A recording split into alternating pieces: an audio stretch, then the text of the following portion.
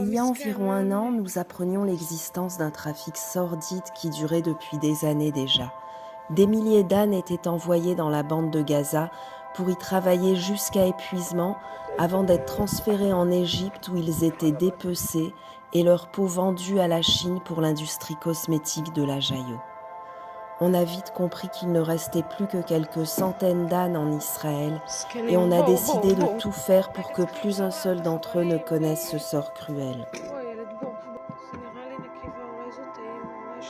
C'est ainsi qu'en un an, notre association a recueilli près de 400 ânes, rachetés aux vendeurs israéliens ou saisis par les autorités.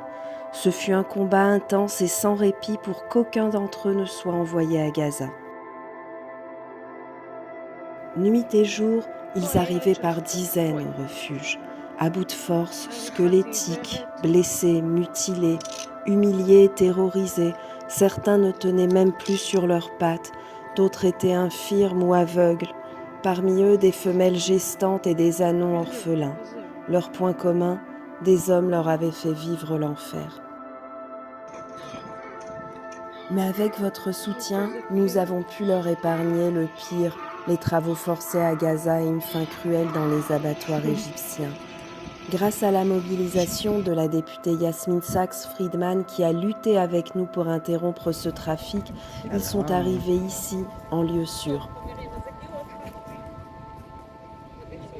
L'équipe médicale s'est démenée pour tenir au rythme intensif des arrivées et des soins à dispenser à tous ces ânes.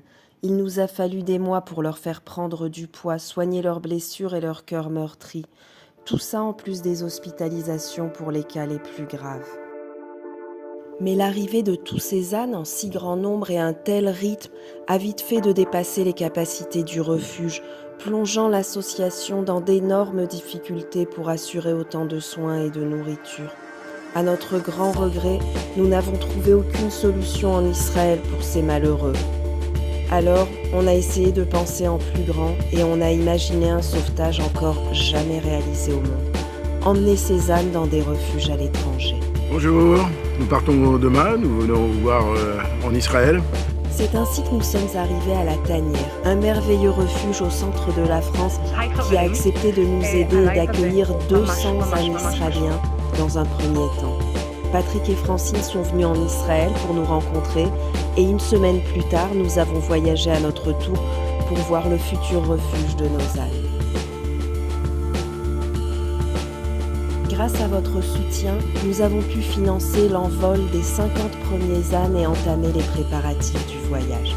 Toute la logistique du transport aérien a été assurée bénévolement par Franck Delide. Et enfin, l'heure du premier convoi est arrivée.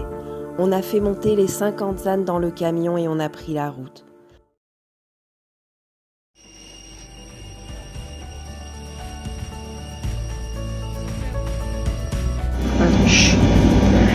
היי חברים, טוב, אז אנחנו נמצאים במטוס